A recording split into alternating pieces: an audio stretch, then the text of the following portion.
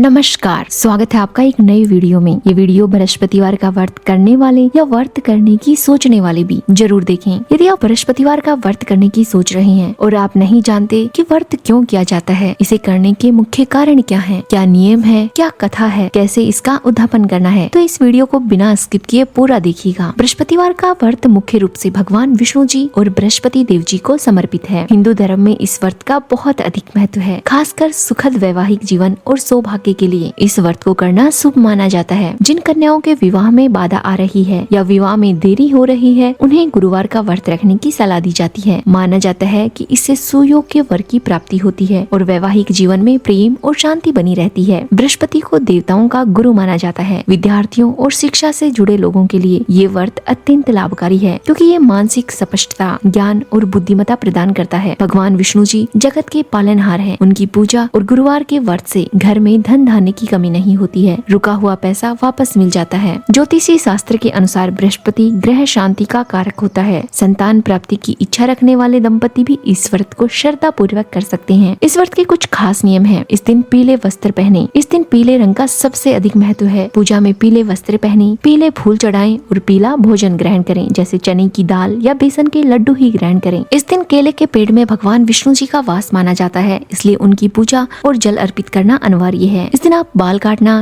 नाखून काटना, कपड़े धोना या सिर धोना वर्जित माना जाता है। मान्यता है कि ऐसा करने से धन और आयु की हानि होती है। इस व्रत में आप नमक का सेवन नहीं करें। आमतौर पर लोग 16 गुरुवार का व्रत रखते हैं और 17वें गुरुवार को उद्यापन करते हैं। व्रत की शुरुआत हमेशा शुक्ल पक्ष से करें, ये शुभ माना जाता है। अब आपको गुरुवार व्रत की पूजा विधि बताते हैं। सुबह जल्दी उठकर स्नान करें, पानी में 1 चुटकी हल्दी डाल लें। इस दिन पीले वस्त्र धारण करें। एक चौकी पर पीला कपड़ा बिछाएं और उस पर भगवान विष्णु जी या केले के पेड़ की तस्वीर स्थापित करें। हाथ में जल और पीले फूल लेकर व्रत का संकल्प लें। जितने व्रत आप करना चाहते हैं, गुरुवार के व्रत में केले के पेड़ की पूजा का विशेष महत्व है। लोटे में जल भरकर उसमें थोड़ी हल्दी, गुड़ और चने की दाल मिलाएं और पेड़ की जल में चढ़ा दें। पेड़ के तने पर हल्दी या केसर का तिलक लगाएं। शुद्ध घी का दीपक जलाएं। भगवान विष्णु जी की मूर्ति को केसर मिश्रित जल या दूध से स्नान करवाएं। भगवान को पीले वस्त्र, पीले फूल और पीला चंदन अर्पित करें। भगवान को गुड़ और भीगी हुई चने की दाल का भोग लगाएं। इसके अलावा मुनक्का या बेसन के लड्डू भी चढ़ा सकते हैं। गुरुवार व्रत के दिन व्रत की कथा जरूर पढ़ें या सुनें। इसके बाद बृहस्पति चालीसा का पाठ करें। ओम जय जगदीश हरे या बृहस्पति देव की आरती करें और अंत में पूजा में हुई गलतियों के लिए भगवान से माफी मांगे। पूजा के बाद किसी ब्राह्मण या जरूरतमंद को पीली वस्तुएं जैसे चने की दाल, हल्दी, पीले कपड़े या पपीता दान करना बहुत ही पुण्यकारी होता है। अब आपको बृहस्पतिवार व्रत की कथा सुनाते हैं। प्राचीन समय की बात है, एक बहुत ही प्रतापी और दानी राजा थे। वो हर गुरुवार को व्रत रखा करते थे, गरीबों की मदद करते थे, लेकिन उनकी रानी को ये सब पसंद नहीं था। वो बहुत कंजूस थी, उसे दान पुण्य करना अच्छा नहीं लगता था। एक बार राजा शिकार खेलने के लिए वन में चले गए। तभी भगवान बृहस्पति देव एक साधु का रूप धारण करके महल में आ गए और भिक्षा मांगी। रानी ने कहा, साधु महाराज, मैं इन दान पुण्यों के कामों से तंग आ चुकी हूँ। मेरा सारा समय इसी में निकल जाता है। आप कोई ऐसा उपाय बताएं कि जिससे ये सारा धन नष्ट हो जाए और मैं आराम से रह सकूं। साधु ने कहा, देवी, तुम बहुत अजीब हो। लोग तो धन चाहते हैं और तुम उसे नष्ट करना चाहती हो। खैर, यदि तुम्हारी यही इच्छा है तो तुम गुरुवार के दिन अपने बाल धोना, हजामत करवाना, घर की लिपाई पुताई पीले मिट्टी से करना, कपड़े धोना और मांस मदिरा का सेवन करना। ऐसा 7 गुरुवार तक करने से तुम्हारा सारा धन नष्ट हो जाएगा। रानी ने वैसा ही किया। केवल 3 गुरुवार ही बीते थे कि उनकी सारी संपत्ति नष्ट हो गई। राजा रानी दाने दाने के मोहताज हो गए। राजा दूसरे देश में मजदूरी करने चले गए। वन में राजा की मुलाकात एक साधु बाबा से होती है, जो बृहस्पति देव थे। साधु बाबा ने राजा के पुण्यों का फल देते हुए उनकी पत्नी की गलती का एहसास करवाया और कहा, अभाव और दुख से मुक्ति पाने के लिए तुम गुरुवार का व्रत करो और अपनी पत्नी से भी करवाओ। राजा ने नियम पूर्वक व्रत किया और चने की दाल, गुड़ मिलाकर, जिससे व्रत पूरा किया जाता है, दान किया। धीरे धीरे राजा के पास फिर से धन आने लगा। रानी को भी अपनी गलती का एहसास हो चुका था। उन्होंने भी भगवान विष्णु जी और बृहस्पति देव की पूजा शुरू कर दी। भगवान की कृपा से उनके घर में पहले जैसी सुख शांति और समृद्धि लौट आई। ये कथा हमें सिखाती है कि कभी भी लक्ष्मी का अनादर नहीं करना चाहिए। भगवान की दी हुई समृद्धि और धन दौलत का प्रयोग परोपकार में करना चाहिए। गुरुवार के दिन कुछ अच्छे कार्य करें, अनुशासन का पालन करें। कथा सुनने के बाद आरती अवश्य करें। हाथ में लिए हुए चने की दाल और पीले फूल भगवान के चरणों में अर्पित कर दें। प्रसाद के रूप में केला या चने की दाल और गुड़ लें। सबको बांटें। याद रखें, खुद केला न खाएं। अब आपको बताते हैं बृहस्पतिवार व्रत का उद्यापन कैसे करें। बृहस्पतिवार व्रत का उद्यापन करना बहुत आवश्यक माना जाता है। मान्यता है कि बिना उद्यापन के व्रत का फल नहीं मिलता है। आमतौर पर लोग 16 गुरुवार का व्रत रखते हैं और 17वें गुरुवार को उद्यापन किया जाता है। जिस दिन आप गुरुवार का उद्यापन करें, सुबह जल्दी उठकर स्नान करें। स्नान के पानी में हल्दी जरूर मिलाएं। साफ वस्त्र धारण करें। इस दिन भी सर नहीं धोना है और न ही साबुन का प्रयोग करना है, न बाल या नाखून काटने हैं। एक सुंदर चौकी लेनी है जिस पर पीला कपड़ा बिछाएं और उस पर भगवान विष्णु जी की मूर्ति